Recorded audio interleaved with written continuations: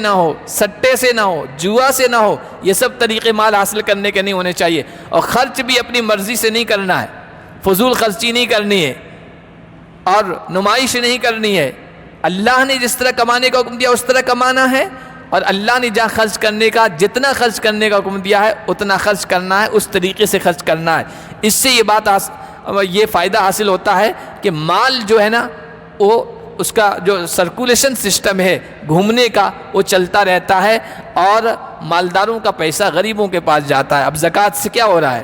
مالداروں کا پیسہ غریبوں کے پاس جا رہا ہے۔ صدقہ خیرات کی اسلام ترغیب دیتا ہے، مالداروں کا پیسہ غریبوں کے پاس جا رہا ہے۔ یہ سسٹم جو اسلام کا ہے، اسی سے دنیا میں غریبی مٹ سکتی ہے، آدمی خوشحال ہو سکتا ہے۔ اس کے علاوہ جتنے بھی سسٹم ہیں بظاہر تو بڑے اچھے ہوں گے اور بڑے دلوں کو لبھانے والے ہوں گے۔ بسم اللہ الرحمن الرحیم۔ وَلَوْلَا أَن كَتَبَ اللَّهُ عَلَيْهِمُ الْجَلَاءَ لَعَذَّبَهُمْ فِي الدُّنْيَا وَلَهُمْ فِي الْآخِرَةِ عَذَابُ النَّارِ ذَلِكَ بِأَنَّهُمْ شَاقُّوا اللَّهَ وَرَسُولَهُ وَمَن يُشَاقِّ اللَّهَ فَإِنَّ اللَّهَ شَدِيدُ الْعِقَابِ۔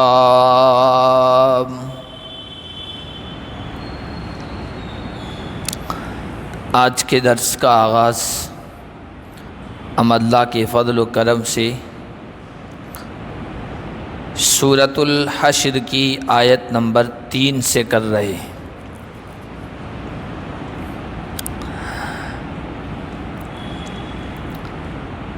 پچھلے درس میں ہم پڑھ چکے ہیں کہ مدینے میں یہودیوں کا ایک قبیلہ تھا بنو نذیر، اس کی اذیت رسانی، عہد شکنی اور نبی پاک صلی اللہ علیہ وسلم کے قتل کرنے کی سازش کے نتیجے میں ان کی جلا وطنی کا فیصلہ کیا گیا کہ مدینہ چھوڑ کر کہیں اور چلے جائیں۔ چنانچہ ان کے کچھ لوگ خیبر جا کر آباد ہو گئے تھے اور کچھ لوگ ملک شام کی طرف نکل گئے تھے۔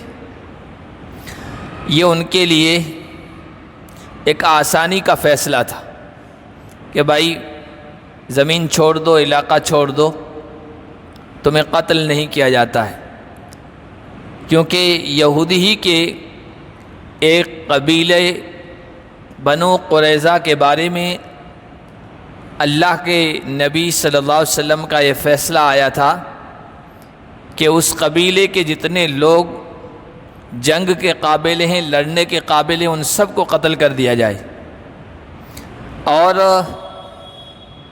جو جنگ کے قابل نہیں ہیں پھر ان کو غلام باندیاں بنایا جائے۔ اس زمانے میں یہی رواج تھا۔ تو قبیلے بنو نذیر کے افراد مدینہ چھوڑ کر خیبر چلے گئے یا پھر ملک شام چلے گئے تھے۔ ایک عجیب بات آپ حضرات کو لگے گی کہ یہودیوں کو مدینہ کے اطراف اور خیبر، چونکہ خیبر میں بھی جو یہودی آباد تھے یہاں سے جا کر آباد ہو گئے تھے، ان کو حضرت عمر رضی اللہ تعالیٰ عنہ نے جلا وطن کر دیا تھا۔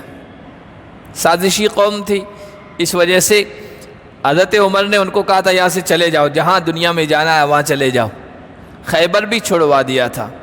اللہ کے نبی صلی اللہ علیہ وسلم کی حدیث بھی تھی، پیشین گوئی بھی تھی، اور خیبر کے سرداروں سے، یہودیوں سے کہا تھا کہ تمہارا اس وقت کیا حال ہوگا جب تم یہ سب کچھ چھوڑ چھاڑ کے کہیں اور جا کر بس ہو گئے۔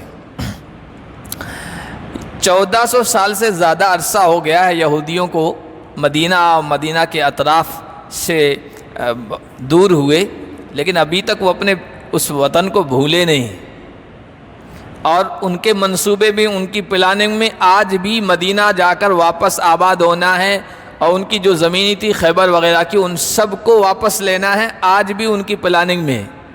چند سال پہلے اگر آپ کو معلوم ہو تو یہ بات سامنے آئی تھی کہ اسرائیل کا، یہودیوں کا جو دارالحکومت ہے، کیپٹل سٹی ہے، اور اس میں اس کے جو لوگ جمع ہوتے ہیں، جیسے ہمارے یہاں پارلیمنٹ ہے، اس طرح وہاں پر جو نقشہ ہے، اس نقشے میں دا گریٹر اسرائیل، عظیم اسرائیل کا جو نقشہ ہے، اس نقشے میں خیبر بھی ہے، مدینہ بھی ہے، اور وہ اپنی اسی منصوبے اور پلاننگ کے تحت چل رہے ہیں۔ اور ابھی جو یہ کچھ ہو رہا ہے نا، اور آس پاس کے مسلم ممالک، عرب ممالک اس بات پر خوش ہیں کہ فلسطینیوں کے ساتھ ہو رہا ہے اور یہ آگے کچھ نہیں کریں گے، ہم محفوظ رہیں گے، وہ بھی محفوظ رہنے والے نہیں ہیں۔ آخرکار ان کو بھی وہی طریقہ اختیار کرنا پڑے گا جو فلسطینیوں نے کیا ہے، اس کے بغیر ان کی زمینیں بھی نہیں بچ سکتی ہے، اس لیے کہ دا گریٹر اسرائیل، عظیم اسرائیل کا جو نقشہ ہے وہ صرف فلسطین کی حد تک نہیں ہے، وہ خیبر تک پہنچتا ہے، وہ مدینے تک پہنچتا ہے۔ اس لیے اس سازشی قوم کے مقابلے کا جو طریقہ ہے وہ وہی ہے جو فلسطینی اختیار کیے ہوئے ہیں، اس کے علاوہ کچھ بھی نہیں ہے۔ فلسطینی تو نہتے ہیں، اور فلسطین میں بھی وہ جو غزہ کے، فلسطین صرف غزہ کا نام نہیں ہے، اور بھی آبادی ہے، غزہ کے جو لوگ ہیں جہاں دنیا کی کوئی چیز پہنچ نہیں سکتی، جہاں ہتھیار تو پہنچنا بہت دور کی بات ہے، بلڈنگیں بنانے کے لیے جو چیزیں ہوتی ہے، لوہا وغیرہ، وہ بھی نہیں پہنچنے دیتے ہیں کہ اس سے یہ لوگ ہتھیار بنا لیں گے اور وہ چیز بنا لیں گے، فلاں چیز بنا لیں گے، نہتے ہیں، ان کے پاس کچھ بھی نہیں ہے، پھر بھی اتنا حوصلہ ہے ان کے پاس۔ تو اللہ نے ان کے بارے میں فرمایا وَلَوْلَا أَن كَتَبَ اللَّهُ عَلَيْهِمُ الْجَلَاءَ لَعَذَّبَهُمْ فِي الدُّنْيَا، اللہ نے ان کے لیے فیصلہ کیا کہ جلا وطن ہو جاؤ، چھوڑ دو وطن کو یہاں سے۔ اگر یہ فیصلہ اللہ کا نہ ہوتا ازل سے طے، تو اللہ دنیا میں انہیں سخت عذاب میں مبتلا کر دیتا، اس سے بھی سخت عذاب، اور آخرت میں ان کے لیے جہنم کا عذاب تو تھا ہی۔ ذَلِكَ بِأَنَّهُمْ شَاقُّوا اللَّهَ وَرَسُولَهُ، اللہ نے فرمایا یہ جلا وطن کا جو فیصلہ آیا ہے، جلا وطنی کا، یہ کیوں ہوا ان کے ساتھ؟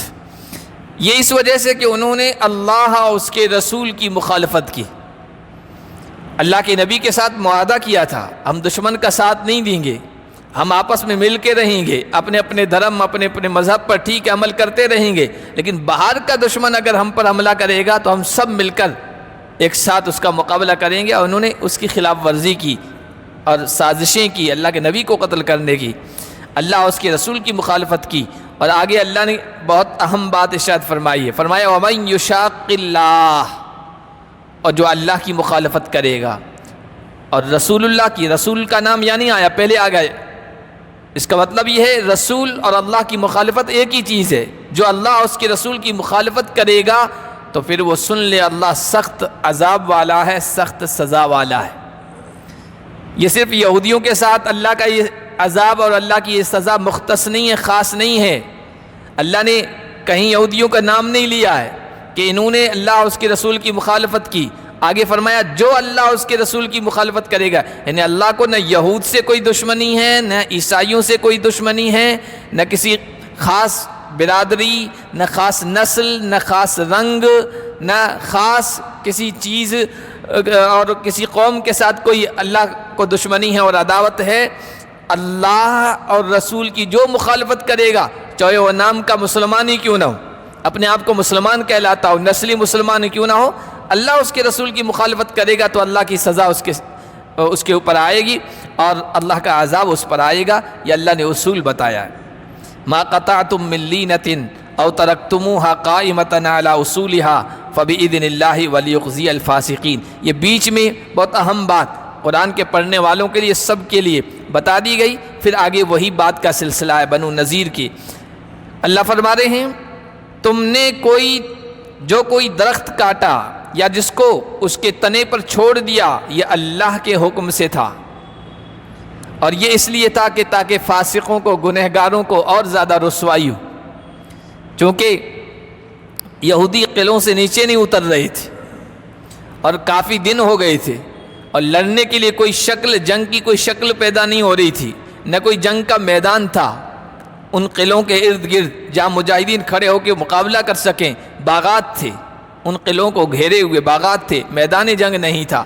اب کیا کریں، وہ نیچے نہیں اتر رہے ہیں یا میدان نہیں ہے لڑنے کے لیے، تو اللہ کے نبی صلی اللہ علیہ وسلم کے حکم سے یہ کہا گیا کہ درخت کاٹ دو، کھجوروں کے جو درخت تھے کہ ان کو کاٹو، کچھ درختوں کو کاٹو، اس کا نتیجہ یہ ہوگا کہ یہودی مال کے سلسلے میں حریص ہے، چمڑی چلی جائے دمڑی نہ جائے، وہ اس بات کے حریص تھے، مال کا نقصان برداشت نہیں کر سکتے ہیں۔ اور اب دنیا میں یہ ہے کہ وہ مال وغیرہ کا نقصان تو برداشت کر لیں لیکن اپنے افراد کا نقصان برداشت نہیں کرتے ہیں، اس لیے کہ اب چند رہ گئے، یعنی بہت کم تعداد رہ گئی، چند کا مطلب بہت کم تعداد رہ گئی ہے۔ اگر ایک یہودی بھی اگر فلسطینی اپنے گرفت میں لے لینا، قبضے میں لے لینا، تو اس ایک کے بدلے وہ ہزاروں چھوڑنے کے لیے تیار ہے۔ افراد کی ان کے یہاں قیمت ہے، اس لیے انہوں نے کہا پوری دنیا سے یہاں کے آباد ہو۔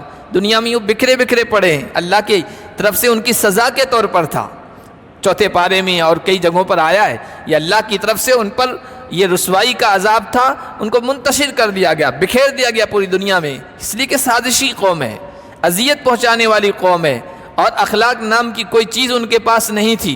اور یہ جو شروع سے ان کی تاریخ رہی ہے، ہر بادشاہ نے آ کر ان کو خوب پٹائی کی ہے، خوب رسوا کیا ہے، سب پوری دنیا میں بکھرے ہوئے تھے، جہاں جاتے تھے سازش کرتے تھے، جہاں جاتے تھے وہاں کے لوگوں کو اذیت پہنچاتے تھے۔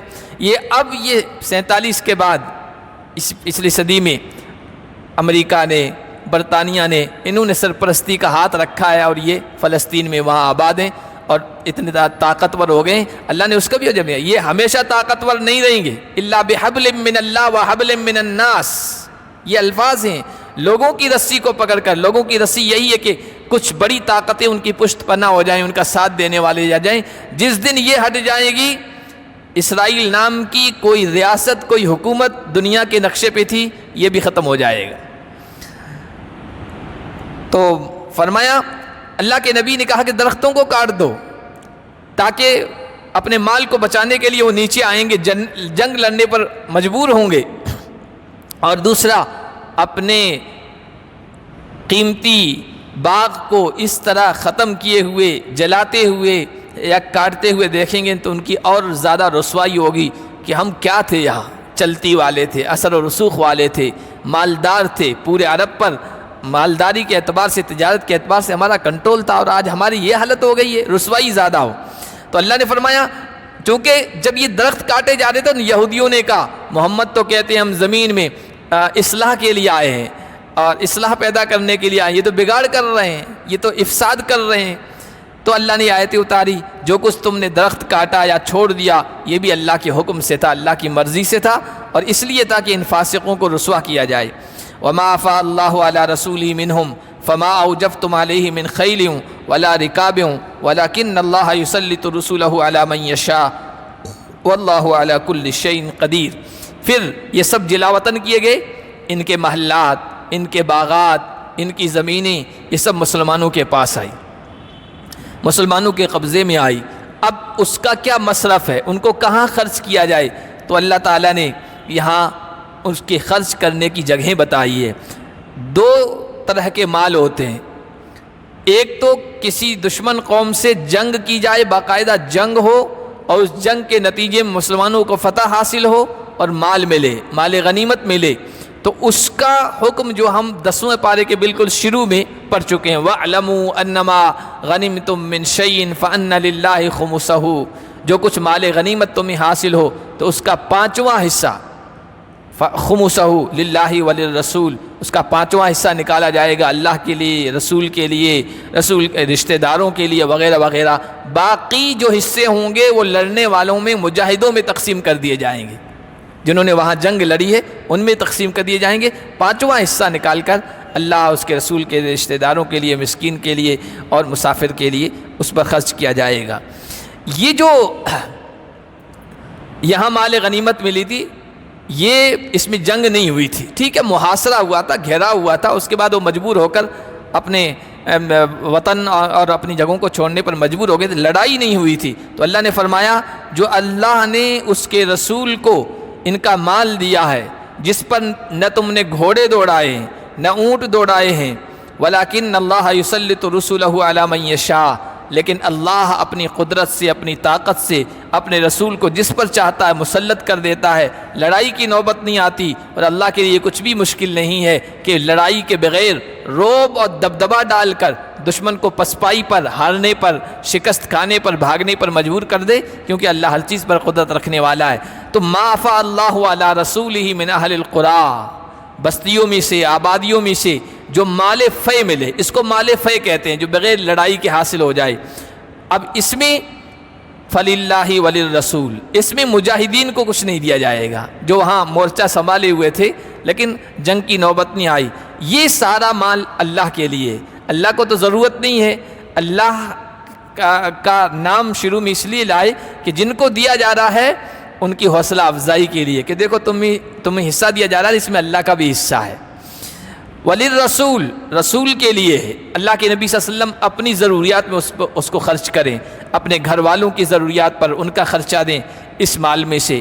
ولذی القربا، رشتہ داروں کے لیے، اللہ کے نبی صلی اللہ علیہ وسلم کے رشتہ داروں کے لیے۔ وہ اس وجہ سے کہ اللہ کے نبی کے رشتہ داروں نے بڑی قربانیاں دی، اللہ کے نبی کا ساتھ دیا ہے، یہاں تک کہ وہ رشتہ دار جو مسلمان نہیں ہوئے تھے مکی زندگی میں، جو ایمان نہیں لائے تھے، لیکن اللہ کے نبی صلی اللہ علیہ وسلم کی مشکلات میں، پریشانیوں میں ساتھ ساتھ کھڑے تھے۔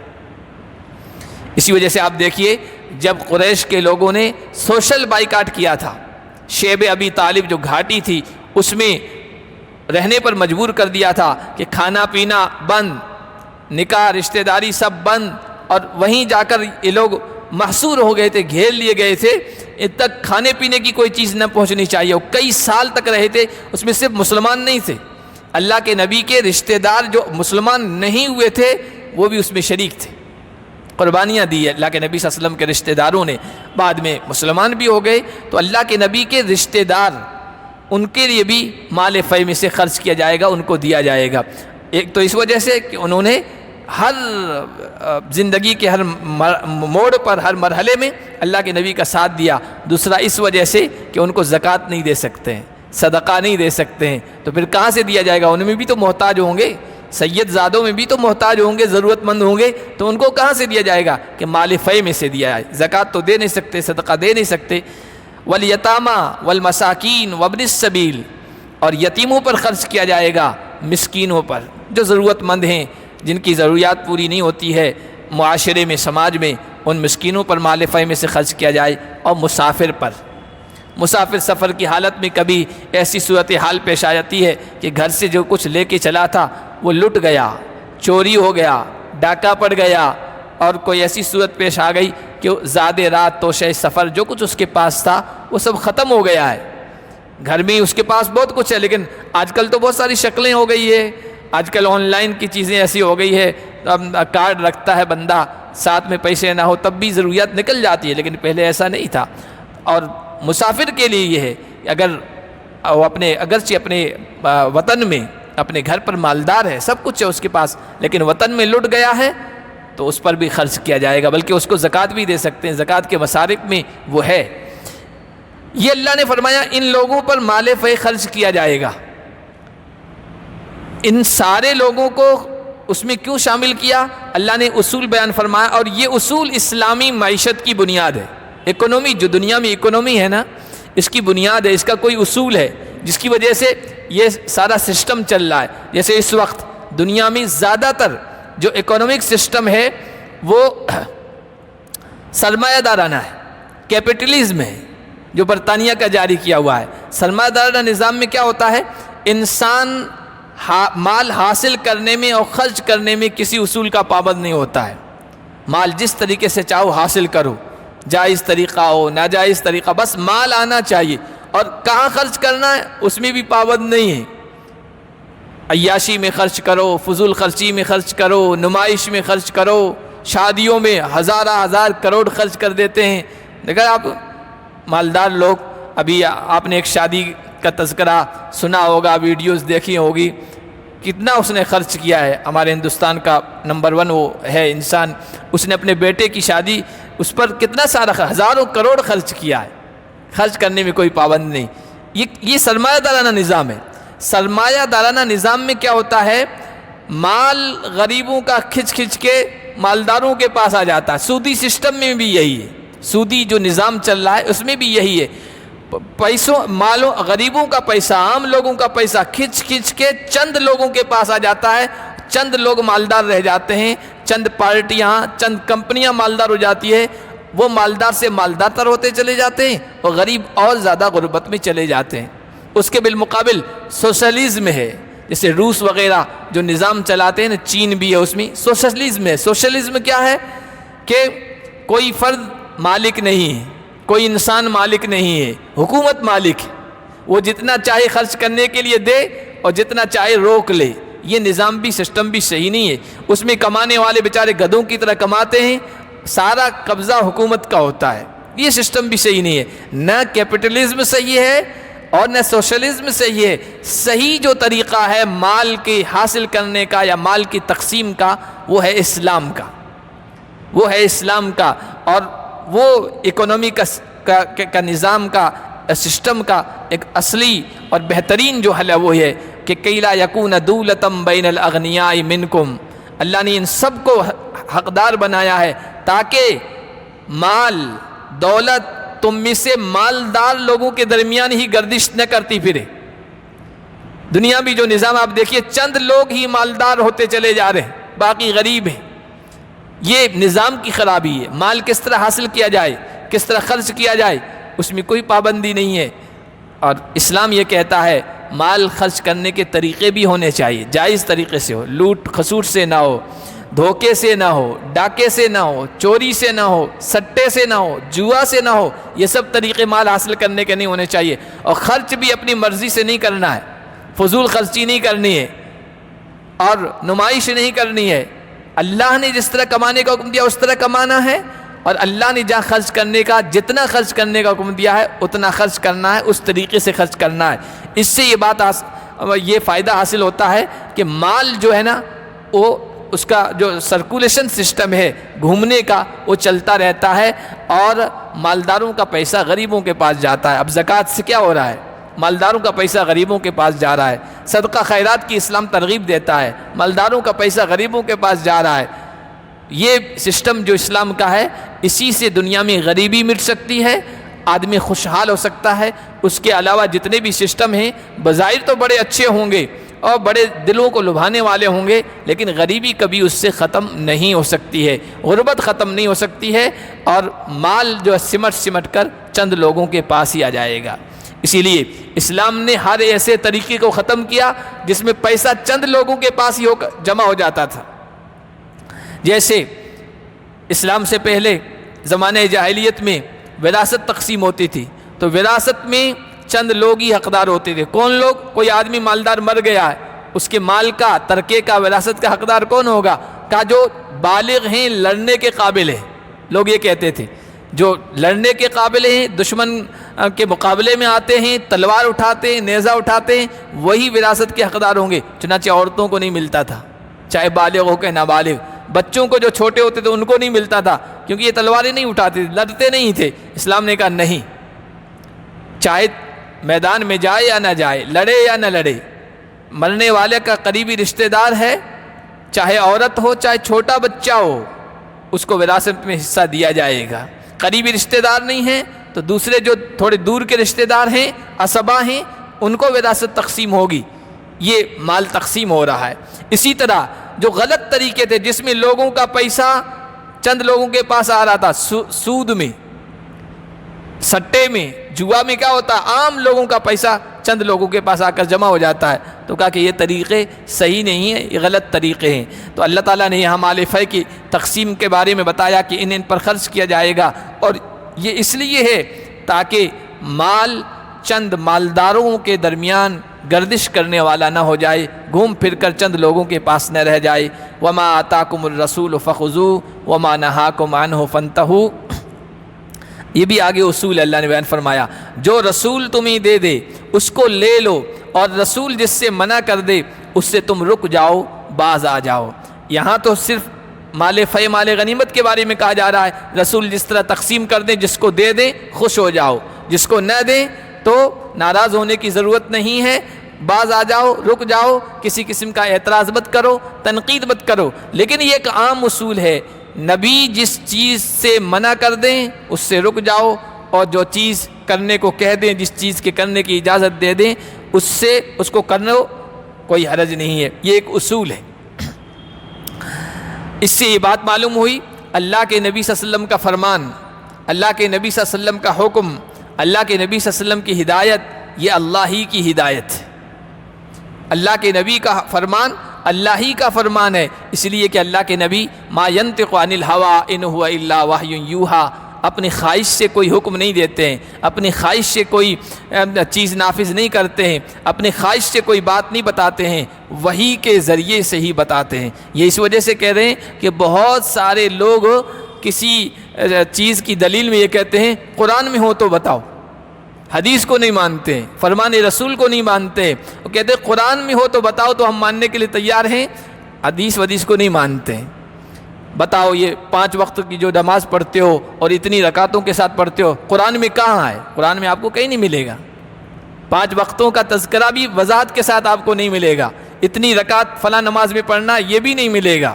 یہ زکوٰۃ جو دیتے ہو 2.5%، قرآن میں ہو تو بتاؤ، قرآن کہتا ہے خرچ کرو بس، اب 2.5% کا ہے ہم نہیں مانتے ہیں۔ اسی طرح اور بھی بہت سارے مسائل آتے ہیں جہاں کہتے ہیں بھائی قرآن سے دلیل لے آؤ تو ہم مان لیں گے بس۔ تو قرآن سے دلیل مانگنا یہ حماقت ہے، بیوقوفی ہے۔ قرآن تفصیل نہیں بتاتا ہے، قرآن تو ٹیکسٹ کی کتاب ہے، اصول کی کتاب ہے، بنیادی باتیں قرآن بتاتا ہے، اس کی تفصیل، اس کی ڈیٹیل، اس کی پوری جزئیات یہ تو اللہ کے نبی صلی اللہ علیہ وسلم ہی بتائیں گے۔ پھر تو قرآن کے ذریعے سے ہی اگر آپ سب کچھ ثابت کرنا چاہتے ہیں تو بہت ساری چیزیں جس پر آپ ایمان رکھتے ہیں، آپ مانتے ہیں، ان کو بھی آپ ثابت نہیں کر پائیں گے۔ تو اس کی وضاحت کے لیے، تفصیل کے لیے اللہ کے نبی صلی اللہ علیہ وسلم کا فرمان ہے۔ حضرت عبداللہ ابن مسعود بڑے صحابہ میں سے، فقیہ صحابہ میں سے، جو قرآن حدیث کا بہت گہرا علم رکھا کرتے تھے، انہوں نے ایک موقع پر تقریر کی، بیان کیا، تو اس میں یہ حدیث بیان فرمائی، بلکہ ان الفاظ کے ساتھ بیان فرمایا، اللہ نے لعنت فرمائی ہے، اللہ نے لعنت فرمائی ہے الواشمات والمستوشمات، ان عورتوں پر جو گودتی ہے، ٹیٹو بناتے ہیں نا، گودنا، جو جسم کو گوندتی ہے، اور ان عورتوں پر جو گندواتی ہے، والمتنمسات، اور ان عورتوں پر اللہ نے لعنت فرمائی ہے جو اپنی ابرو کے بال اور آنکھوں کی پلکوں کے بال بڑے سلیقے سے سجاتی ہے، فیشن اختیار کرتی ہے، والمتفلجات للحسن، ان عورتوں پر بھی اللہ نے لعنت فرمائی ہے جو اپنے دانتوں کو بڑے باریک انداز سے چھدواتی ہے۔ یہ اس انداز سے حضرت عبداللہ ابن مسعود نے بیان فرمایا۔ تو یہ بات ہوتے ہوتے عورتوں میں عام ہوئی۔ قبیلہ بنو اسد کی ایک عورت تھی جو بڑا قرآن پڑھا کرتی تھی، اس تک بات پہنچی تو وہ آ گئی حضرت عبداللہ ابن مسعود کے پاس، کہنے لگی میں نے سنا ہے کہ تم نے یہ باتیں کہی ہے کہ اللہ نے لعنت فرمائی ہے ایسی ایسی عورتوں پر، اللہ نے کہاں لعنت فرمائی ہے؟ قرآن میں مجھے بتاؤ۔ اس نے یہی کہا، قرآن میں مجھے بتاؤ، میں تو قرآن پڑھتی ہوں۔ تو حضرت عبداللہ ابن مسعود نے کہا کہ مالی لا العن من لعنہ رسول اللہ صلی اللہ علیہ وسلم، میں ان عورتوں پر لعنت کیوں نہ کروں، میں ان عورتوں پر لعنت کیوں نہ کروں جن پر اللہ کے رسول نے لعنت فرمائی ہے۔ اور پھر فرمایا اگر تم قرآن پڑھتی لوجدتی ہی تو ان باتوں کو قرآن میں ضرور پاتی۔ تو کہنے لگی کہاں ہے قرآن میں؟ تو حضرت عبداللہ بن مسعود نے یہی جملہ پڑھا، ما آتاکم الرسول فخذوہ وما نہاکم عنہ فانتہوا، جو رسول لے لیں وہ لے لو، جو رسول دے دیں وہ لے لو، اور جس سے منع کر دیں تو اس سے باز آ جاؤ۔ تو یہ اللہ فرما رہا ہے، رسولوں کا فرمان ایسا ہی ہے جیسا میرا فرمان ہے، رسول کا کسی چیز سے منع کرنا ایسا ہی ہے جیسا کہ میرا منع کرنا ہے۔ تو وہ کہنے لگی ہاں یہ بات تو صحیح ہے۔ تو یہ ایک اصول ہے قرآن کا، اللہ کے نبی صلی اللہ علیہ وسلم کے فرمان کے بارے میں، اللہ کے نبی کا فرمان ایسا ہی ہے جیسے اللہ کا فرمان ہو۔ اس لیے اگر کوئی یہ کہتا ہے کہ قرآن سے ہی دلیل لاؤ تو میں مانوں گا کہ اس کی حماقت ہے، بے وقوفی ہے۔ ایسے تو اسلام کی بہت ساری چیزیں آپ صرف قرآن سے ثابت نہیں کر سکتے ہیں۔ قرآن اصول کی کتاب ہے، میں نے کہا ہے، اور اللہ کے نبی کی احادیث اس کی تشریح ہیں، اس کی ڈیٹیل ہیں۔ وما نہاکم عنہ فانتہوا واتقوا اللہ، اور اللہ سے ڈرو، ان اللہ شدید العقاب، بے شک اللہ سخت سزا والا ہے۔ للفقراء المہاجرین الذین اخرجوا من دیارہم، مال فے اللہ کے لیے، رسول کے لیے، رشتہ داروں کے لیے، یتیموں کے لیے، مسکین کے لیے، مسافر کے لیے ہے، اور ان محتاج مہاجرین کے لیے ہے جن کو اپنے گھروں سے اپنے مالوں سے نکال دیا گیا، جو قربانی دے کے آئے اللہ کے دین کی خاطر، عقیدے کی حفاظت کی خاطر۔ نہ انہوں نے اپنا وطن دیکھا، نہ جمایا کاروبار دیکھا، نہ عزیز و اقارب دیکھے، نہ رشتہ دار دیکھے، جبکہ ان چیزوں کا چھوڑنا بہت مشکل ہوتا ہے۔ خود اللہ کے نبی صلی اللہ علیہ وسلم مکے سے نکل رہے نا، تو روایت میں آتا ہے مڑ کے پیچھے دیکھا بیت اللہ کو اور آنکھوں میں آنسو تھے، بیت اللہ تو میری نگاہوں میں بڑا محبوب ہے، بڑا عزیز ہے، تیری قوم مجھے یہاں سے نکلنے پر مجبور نہ کرتی، میں کبھی تجھے نہیں چھوڑتا، چھوڑ کے نہیں جاتا۔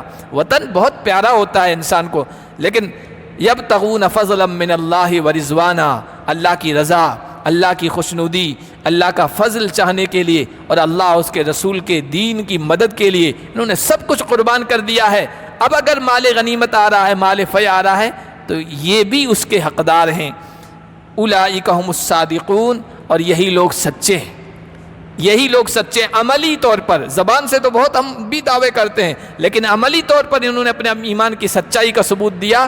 گھر بار، وطن، عزیز، اقارب، کاروبار سب کچھ چھوڑ چھاڑ کے اللہ کے لیے آ گئے ہیں۔ آگے اللہ نے اسی کے سلسلے میں چند اور باتیں بھی ارشاد فرمائی ہے، انصار کا بھی تذکرہ کیا ہے، جس کو انشاءاللہ ہم اگلے درس میں پڑھیں گے۔ اللہ پاک ہم سب کو قرآن کو سمجھنے کی توفیق عطا فرمائے۔ سبحان اللہ بحمدہ، سبحانک اللہم۔